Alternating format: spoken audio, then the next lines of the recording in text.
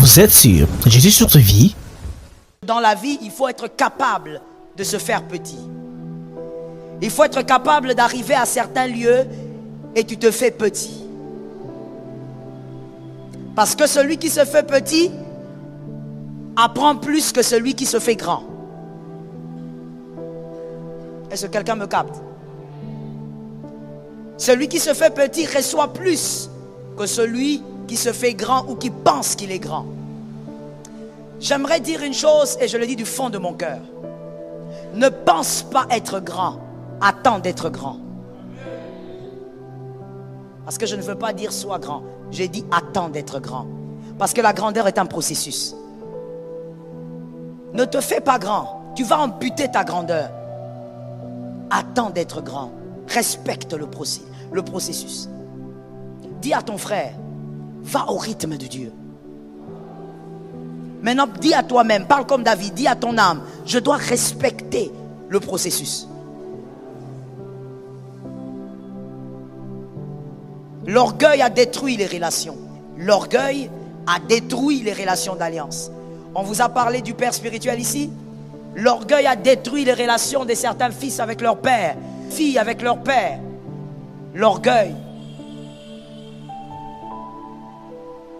Que Jésus te délivre de l'orgueil. Que Jésus te sauve de l'orgueil. Avant de passer, je voudrais dire ceci. Est-ce que ça t'est déjà arrivé de t'asseoir, d'entendre des reproches sur toi, d'entendre des paroles dures sur toi et tu ne dis rien? À la fin, tu dis merci et tu pars. Si ça t'est jamais arrivé, tu es encore très loin. Ton cœur a beaucoup de problèmes. Tu es un enfant de Dieu mais rempli d'orgueil. Tu dois savoir que ce que tu ne sais pas existe. Et on peut t'enseigner ce que tu sais mieux que ce que tu ne sais. Est-ce que quelqu'un a capté ça? Le deuxième principe qui peut vous aider à vivre une relation d'alliance. On ne tient pas compte des épines lorsqu'on a cueilli un fruit sur un arbre. Écrivez ça comme ça. On ne tient pas compte des épines lorsqu'on vient de cueillir un fruit sur un arbre. Même si cet arbre a des épines, vous allez oublier les épines parce que vous avez quoi? Yes. Parce que vous avez le fruit. Je crois que c'est un dimanche ici où j'étais en train de dire que moi tout petite, j'aimais beaucoup grimper sur les arbres. Des fois, j'ai passé mes journées sur les arbres. Lorsqu'on grimpe sur un arbre et qu'on veut un fruit, même si l'arbre est compliqué, l'arbre glisse, l'arbre est bizarre, quand on veut le fruit, on arrive. Et on ne tient pas compte des épines. Pourquoi? Parce qu'on a déjà eu le fruit. Tu vas m'aider à faire ceci. Tu vas m'aider, tu vas aller vers 5 personnes et tu vas dire à ces 5 personnes, apprends à pardonner. J'ai dit 5.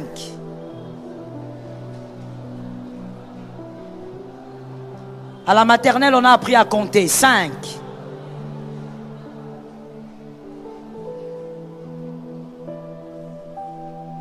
Vous l'avez fait? D'accord. Le deuxième principe pour maintenir une relation d'alliance, c'est le pardon. On ne peut pas maintenir une relation d'alliance sans le pardon. C'est impossible.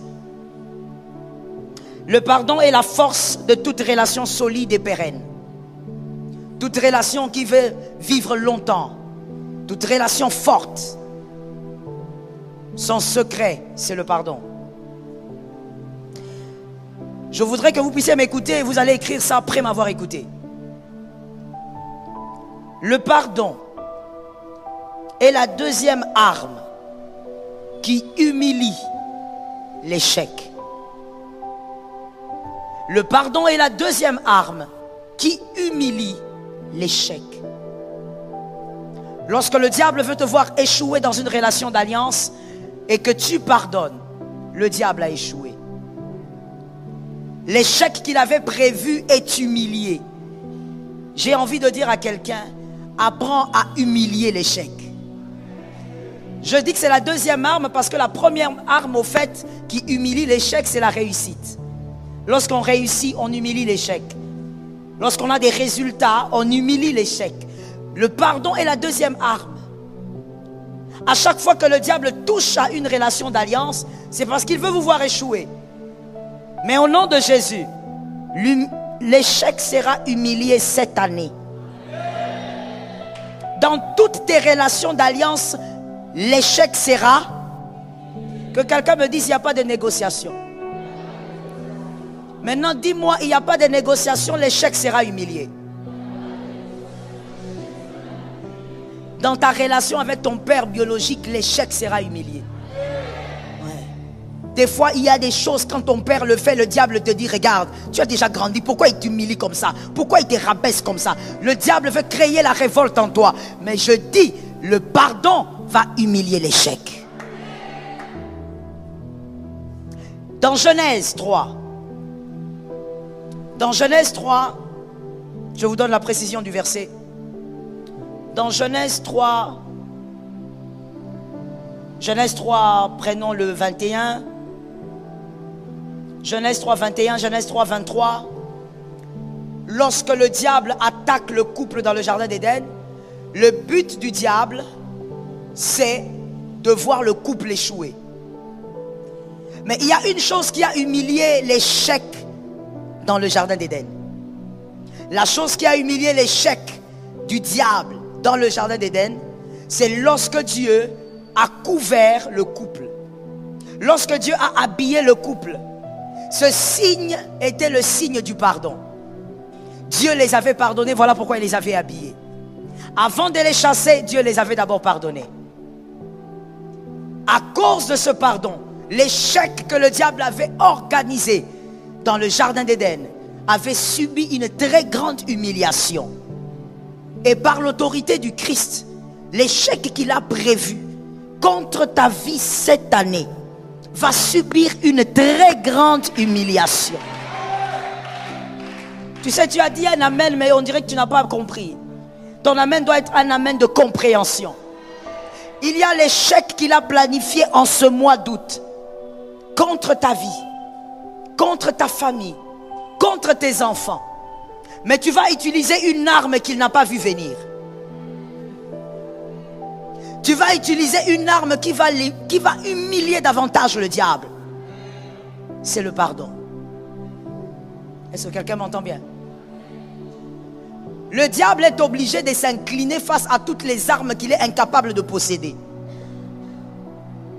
Et là, parmi les armes que le diable est incapable de posséder, il y a le pardon. Peu importe sa malice, peu importe sa force, le diable n'a pas de pardon et il ne peut pas pardonner. Il ne sait pas comment on pardonne.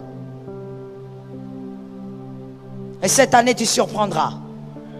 Je le crois au nom de Jésus. Écrivez avec moi. Celui qui est sage demande pardon. Il y a une virgule. Celui qui est sage demande pardon. Dans une relation d'alliance, il sait comment demander pardon, entretenir le pardon. Celui qui est sage demande pardon parce qu'il a compris.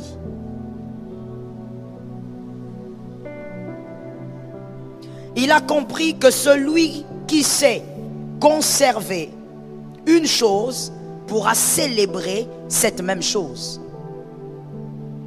Celui qui est sage demande pardon, il sait demander pardon. Pourquoi? Je reprends. Parce qu'il a compris, le sage, que lorsqu'on conserve une bonne chose, on finit par célébrer cette chose un jour. Or, ce que tu ne conserves pas bien, tu ne peux pas la célébrer. La célébration d'une chose passe par sa conservation. Voilà les pièges de plusieurs élus. Vous voulez célébrer des choses que vous ne savez pas conserver. Tu veux célébrer le mariage, ton mariage, mais est-ce que tu sais le conserver, ce mariage? Ce que tu ne sais pas conserver, tu ne pourras pas le célébrer. Une relation que tu veux célébrer, tu dois apprendre à la conserver. Dis à ton frère, il faut apprendre à conserver les relations. Non, donne une autre précision à ton frère. Dis-lui, apprends à conserver les relations d'alliance.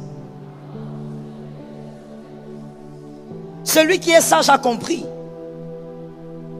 que savoir conserver vous amène à la célébration. Et on ne peut pas conserver une relation sans pardon. C'est impossible. Peu importe quel type de relation c'est. Même si vous vous mariez comme le monde dit à votre âme sœur, c'est impossible. Vous ne pouvez pas conserver une relation sans pardon. Pourquoi? Que quelqu'un me demande pourquoi. Non, que quelqu'un me dise, pasteur, dites-nous pourquoi. Parce que tu es imparfait. Toi. Je ne parle pas de l'autre. Je ne parle pas de l'autre. Dans une relation, généralement, il y a deux ou plus, n'est-ce pas? Mais moi, je ne parle pas de l'autre, je parle de toi. Parce que toi, tu n'es pas parfait. Forcément, tu feras du mal. Alors, puisque tu feras du mal, tu voudras être... Mais tu ne peux pas demander ce que tu ne donnes pas. Notre Père, que ton nom, que ton règne, que ta volonté. Ce n'est pas une prière de bébé.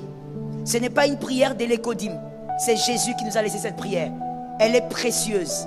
Elle cache des mystères.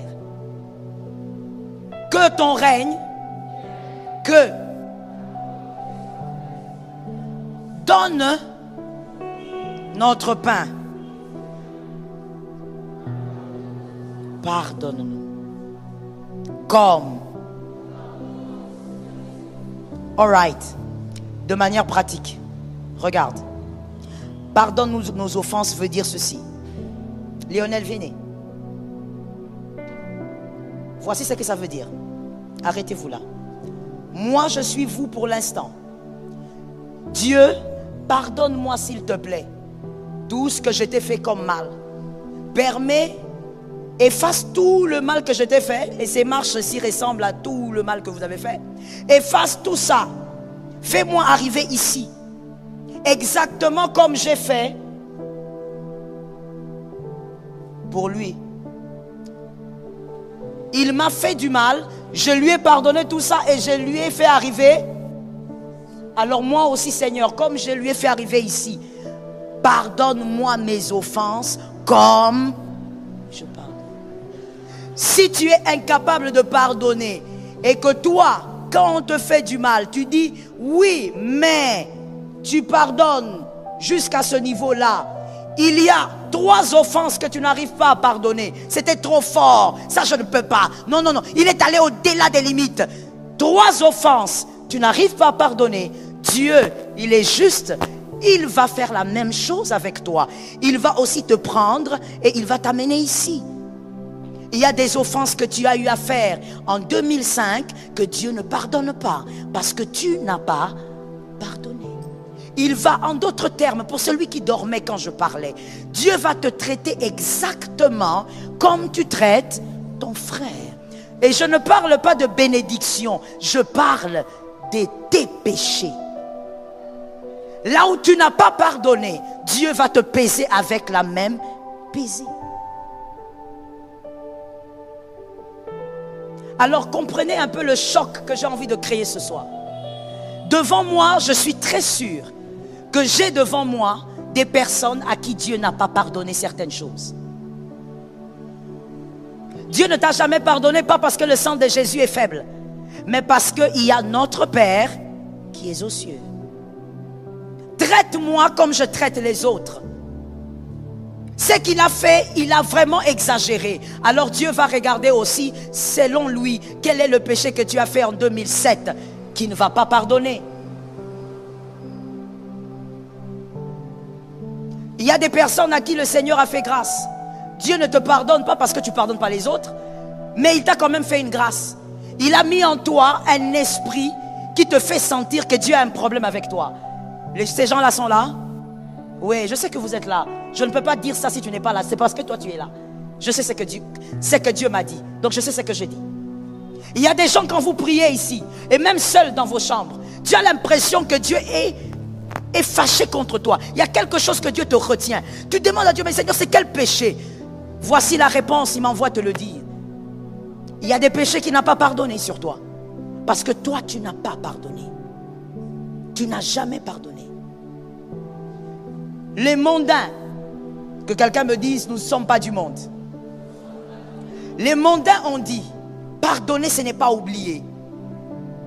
Ça c'est mondain et c'est une folie. Parce que écoutez, c'est que vous n'avez pas pu oublier. Et quand on dit oublier en tant qu'humain, ça veut simplement dire que vous ne ressentez plus aucune douleur. Est-ce que quelqu'un m'entend? Oublier, ça ne veut pas dire que votre... comment on appelle ça encore? J'ai oublié le terme. Mais au niveau du cerveau, ce côté qui stocke les informations, qui garde les souvenirs, il y a le subconscient, mais il y a aussi la partie qu'on appelle le côté épisodique, qui lui conserve les souvenirs, les mémoires, la mémoire, la partie de la mémoire. Vous n'allez pas oublier. Vous allez vous rappeler qu'il y a 10 ans, votre tante vous avait mis dehors. Vous allez vous rappeler qu'il y a 15 ans, un oncle vous avait privé des frais scolaires. Ça va rester là. Mais avez-vous toujours la douleur? Si vous avez toujours la douleur, alors vous n'avez pas pardonné à cet oncle. Alors Dieu aussi a des choses, il ne vous pardonne pas. Ce qui fait que dans l'église du Seigneur, nous avons des chrétiens remplis, mais à qui Dieu n'a pas pardonné leurs péchés. Comme nous pardonnons aussi. J'ai entendu 2 personnes, restez là monsieur. Comme nous pardonnons aussi. Tu dois le dire très sérieusement mon frère, je parle de ta destinée. Peut-être que le fameux, je sais pas, la fameuse promesse où c'est que Dieu a prévu pour toi n'arrive pas parce que tu n'arrives pas à comprendre ce que je te dis ce soir. Comme nous pardonnons, écoutez, la chrétienté, j'ai toujours dit à mes fils spirituels, surtout ceux qui vivent avec moi à la maison, la vie spirituelle n'est pas un jeu. La vie chrétienne n'est pas une blague. On n'est pas en train de prêcher une chose et vous démontrer autre chose. La vie chrétienne n'est pas une farce. On ne vient pas faire semblant à l'église. La vie chrétienne est l'une des choses les plus sérieuses au monde. Donne-moi un amen. On ne vient pas faire semblant. À l'église, je suis quelqu'un d'autre. À la maison, je suis quelqu'un d'autre. Non, non, non, ça c'est l'église. Ça n'a rien à voir. Ce que nous vous prêchons, c'est ce que nous vivons. Et c'est que vous devez vivre. J'ai entendu 3 amens. Oh, tu vas dire amen de gré ou de force. Ce que nous prêchons, c'est ce que nous vivons et c'est ce que vous devez vivre. On ne fait pas semblant avec le Seigneur. Le Seigneur n'est pas notre garçon de course. Jésus n'est pas un plaisantin. Tu n'as pas pardonné. Jésus ne t'a jamais pardonné. Quel péché ne t'a pas pardonné, je ne sais pas. Mais je te présente seulement la Bible. Comme je pardonne. Puisque toi tu dors toujours avec la colère. Toi tu prends des jours pour pardonner. Ben tu vas prier. Et Jésus te tiendra aussi ce péché. Il te retiendra ce péché. Ainsi vous constatez, les enfants de Dieu aujourd'hui, vous êtes facilement atteignables par le diable. Les flèches sorcellériques vous atteignent. Un petit sorcier dans son coin, il t'envoie un envoûtement de loin. Et toi aussi dans ta chambre, tu fais des cauchemars, tu tombes de ton lit. Tu vois des choses bizarres, un tout petit sorcier. Pourquoi vous êtes atteignable? Parce qu'il y a des péchés que Dieu n'a pas pardonnés. Mais pourquoi il ne vous a pas pardonné? Il est amour, mais parce qu'il est écrit. Pardonne-nous comme. Jésus n'a pas dit pardonne-nous à peu près. Il dit comme. La même mesure que moi je prends pour mon frère, fais la même chose avec moi. Oh mon Dieu. Des fois quand je lis ce verset, je me demande, c'était une prière ou c'était une condamnation? Je me pose des questions. Pardonne-nous comme. Tu ne peux pas vaincre dans une relation sans le pardon. Je l'ai dit tout à l'heure. Pourquoi tu dois mettre le pardon au centre d'une relation d'alliance? Parce que tu es imparfait. Je ne parle pas de l'autre, je parle de toi. Parce que toi tu es imparfait et tu commets trop de dégâts. Parce que tu commets trop de dégâts, alors mon frère, tu dois être prêt à donner ce que toi tu donnes. Donne le pardon et tu recevras le pardon. Est-ce que quelqu'un me capte? Restez là mon frère. Je vais expliquer autre chose. Dis à ton frère, apprends à pardonner. J'avais dit que le sage pardonne pourquoi? Pourquoi est-ce que le sage pardonne? Vous l'avez écrit, n'est-ce pas? Lisez-moi ce que vous avez écrit. Pourquoi le sage pardonne? Parce qu'il veut. Je n'entends pas. Je commence avec ceux qui sont ici. Dites-moi, qu'est-ce que vous avez écrit? Pourquoi le sage pardonne? Parce que celui qui conserve finira par célébrer. Oh mon frère, il faut retenir ce qu'on enseigne. L'église n'est pas une balade, ce n'est pas un musée. Parce qu'il a compris qu'il doit célébrer un jour. Mais il faut d'abord conserver. Est-ce que quelqu'un m'entend? Et vous comprenez que même pour avoir la capacité de conserver une relation, il faut tuer l'orgueil. C'est un schéma donc. Tu tues l'orgueil et tu vas apprendre à conserver. Tu vas apprendre à demander pardon. Tu vas apprendre à pardonner. C'est l'humilité qui t'amène à vivre dans le pardon. Ajoutez ceci. Le sage conserve pour célébrer, parce que toute bonne relation que vous conservez se bonifie. Toute bonne relation que vous conservez se bonifie.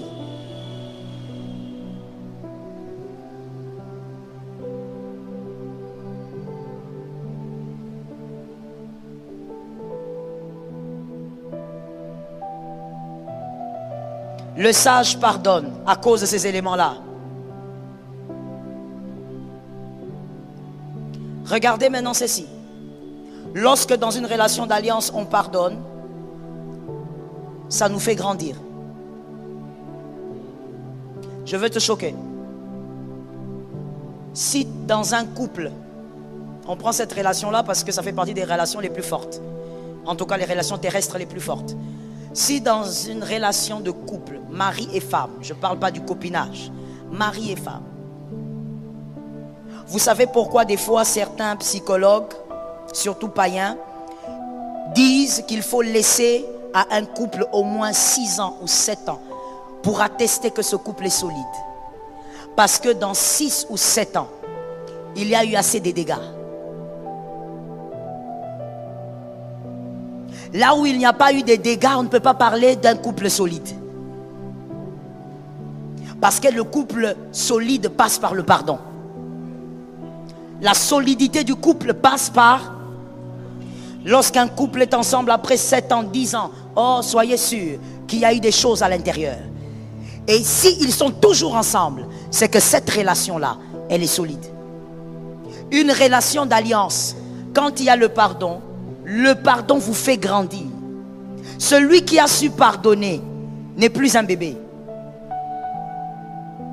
Dans une relation, il a grandi. Vous savez pourquoi il a grandi? Premièrement, parce qu'il a donné quelque chose de rare, le pardon. Deuxièmement, parce qu'il est allé au-delà de l'offense. Je me demande même si vous me comprenez. Il est allé au-delà de l'offense. Je donne un exemple très banal.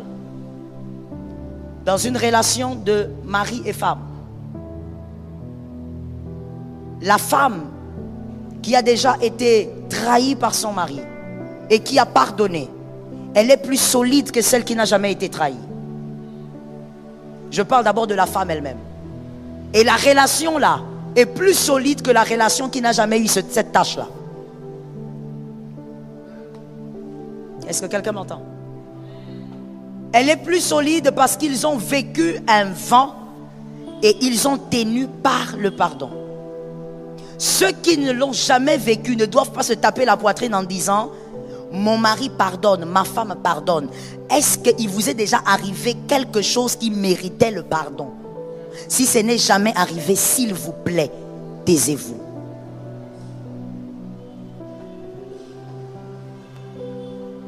Est-ce que quelqu'un m'entend?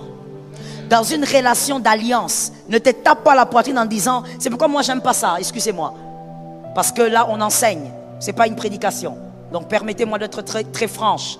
Moi je n'aime pas les gens qui disent « J'ai fait avec le pasteur Joël 15 ans, 20 ans, je suis à l'AENA depuis 25 ans ». Ça ne veut rien dire. Ça ne veut véritablement rien dire. Parce que tu peux vivre avec quelqu'un pendant toutes ces années. Mais si vous n'avez pas traversé le train du pardon, ne parle pas de cette relation. Je vous explique ou je ne l'explique pas? Parce qu'il y a des gens qui ne me comprennent toujours pas. On peut être avec Léonel. Et je dis à Léonel, moi j'ai fait avec Léonel 15 ans. Oui, tu as fait avec Léonel 15 ans parce qu'il n'y a pas eu de bévues entre vous. Parce que entre toi et Léonel, malgré que vous aviez été ensemble, mais il y a toujours eu une distance qui a fait que vous n'avez jamais affronté certains vents. Quelqu'un comprend? On peut être avec quelqu'un, mais vivre avec la personne à distance pendant 30 ans. Et donc, ce qui fait qu'il y a des vents qu'on n'affronte pas ensemble. Il y a des problèmes qu'on n'affronte pas ensemble. Mais on a fait combien d'années ensemble? Alors je viens te dire, ça ne fait rien du tout que tu aies fait avec moi 25 ans. J'ai entendu 3 amens. Je te l'avais dit, tu vas le dire de gré ou de force. Je dis encore à quelqu'un, ça ne veut rien dire que tu dises que tu as fait 45 ans à l'AENA. Mais par contre, quelqu'un peut être à côté de Léonel seulement depuis 4 ans. Mais ils sont tellement proches qu'ils ont vécu des vents violents. Leur relation est plus solide que celui qui a fait 25 ans à côté de lui. Pourquoi? Parce que cette relation a subi le pardon. Là où il y a le pardon, il y a la solidité. Est-ce que quelqu'un m'entend bien? Là où il y a le pardon, c'est même un lieu qui rassure. Une relation qui n'a jamais subi des chocs ne pourra pas subir le pardon. Et pour moi, ça ce n'est pas la Bible, c'est un conseil. Comme l'apôtre Paul pouvait dire, ça ce n'est pas la Bible, mais c'est moi qui dis. Pour moi, une relation, peu importe sa nature, qui n'a jamais subi des chocs au point d'imposer le pardon, est une relation fragile et dangereuse.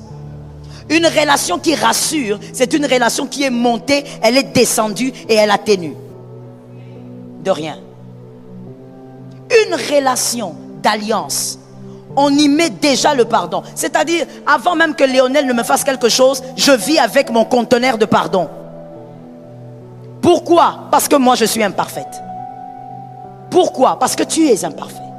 Vis avec ton conteneur de pardon. Je veux choquer encore quelqu'un peut-être ce soir en disant, madame, toi qui pardonnes beaucoup à ton mari, tu n'es pas idiote. Toi qui pardonnes beaucoup à ton mari, tu n'es pas une femme bête. Oui, je vais utiliser les mots assez durs. Toi qui pardonnes, parce que ce sont les types de mots que vous entendez dans le monde. Toi qui pardonnes beaucoup à ton mari et qui y revient toujours, tu n'es pas une femme sans cervelle. Au contraire, tu as une force que la voisine n'a pas. J'ai aimé ton amen. Je ne suis pas en train de dire que celui-là doit continuer dans la bêtise, mais je suis en train de parler de celui qui donne le pardon. Celui qui donne le pardon ne sera jamais condamné pour l'avoir donné. Dis ça à 2 personnes.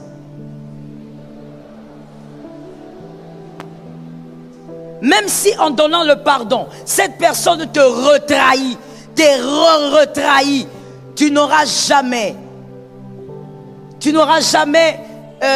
une tâche sur toi pour avoir donné le pardon. Même devant Dieu, tu as gagné et tu as gagné en valeur. Est-ce que quelqu'un m'entend bien? Même devant les démons, tu as gagné en valeur. Donner le pardon n'a jamais été quelque chose de vil. Donne le pardon, accorde le pardon, vis dans le pardon. Est-ce que je peux parler à quelqu'un? Lorsqu'on pardonne, on répond. Oh my God, Lord help me. Lorsqu'on pardonne, on ne revient pas sur les offenses. Lorsque vous avez pardonné, si vous revenez sur l'offense, vous êtes en train d'avilir l'offenseur. Lorsqu'on pardonne, on ne reparle pas de l'offense parce qu'il faut bonifier l'offenseur. La chose qui bonifie l'offenseur, c'est le fait que tu as pardonné, tu ne lui rappelles plus qu'il avait fait. Non, je te pardonne, mais tu te rappelles le jour-là. Est-ce que tu sais que c'est à cause de toi que j'ai perdu cette amitié? Est-ce que tu sais que c'est à cause de toi qu'aujourd'hui, à l'église, on me traite mal? Quand tu as pardonné, tu ne reviens pas sur l'offense. Je dis à quelqu'un, il y a des destructeurs des humains, des destructeurs d'âmes. Que quelqu'un me dise destructeur. Parle avec autorité, dis-moi destructeur. Il y a des destructeurs d'âmes des personnes à qui on va, on dit écoute, j'ai fait ceci, j'ai fait cela, j'ai déjà demandé pardon à Dieu, mais j'aimerais aussi que tu pries pour moi. Tu as prié pour lui, ou même tu lui as pardonné, mais après quelques jours, tu commences à lui rappeler qu'il avait chuté. Même lui-même a déjà oublié comment était le trou qu'il avait fait chuter, mais toi tu le ramènes vers sa chute. Je dis tu es un destructeur. Que Dieu délivre ton cœur au nom de Jésus. Que Dieu délivre ton cœur au nom de Jésus. Celui qui a été pardonné a été pardonné. Si tu pardonnes à ton frère, oublie cette page, ouvre une autre page. Ça localise quelqu'un. Ça localise celui qui dormait. Ça localise celui qui n'a pas entendu. Ça localise celui qui refuse d'entendre. Ça localise celui qui refuse d'écouter. Ça localise celui que les démons ont tenu. Ça localise celui que les démons ont touché. Je dis pardonne. Lorsque tu pardonnes, tu avances. Lorsque tu pardonnes, tu refuses le surplace. Avance et va de l'avant. Est-ce que quelqu'un m'entend bien? Mon frère, le monde est mauvais. Sur cette terre, les gens te feront du mal encore et encore. Mais toi, tu dois avoir ton conteneur de pardon. Est-ce que quelqu'un m'entend? Tu n'auras jamais le cœur du diable parce que tu rencontres des hommes diaboliques. Refuse d'avoir le cœur du diable. Refuse d'avoir le cœur de ton offenseur. Oh my Jesus. J'aime quelque chose que Marie de Magdala faisait. Lorsque Marie de Magdala était au pied de Jésus, elle caressait le pied de Jésus avec ses cheveux, avec le parfum. Elle essuyait les pieds de Jésus. Les hommes qui étaient à côté ont dit, elle est prostituée. Est-ce que Jésus ne sait pas? C'est une femme de mauvaise vie. Même ses mains là sont sales. Marie de Magdala a fermé ses oreilles. Elle est focalisée sur Jésus. Tant qu'il ne me condamne pas, je m'en fous de vos condamnations. Je dis à quelqu'un, sors de l'aliénation. Sors de cette aliénation. Lorsque Jésus t'a pas condamné, ne te condamne pas. Vous êtes sur Jésus sur ta vie?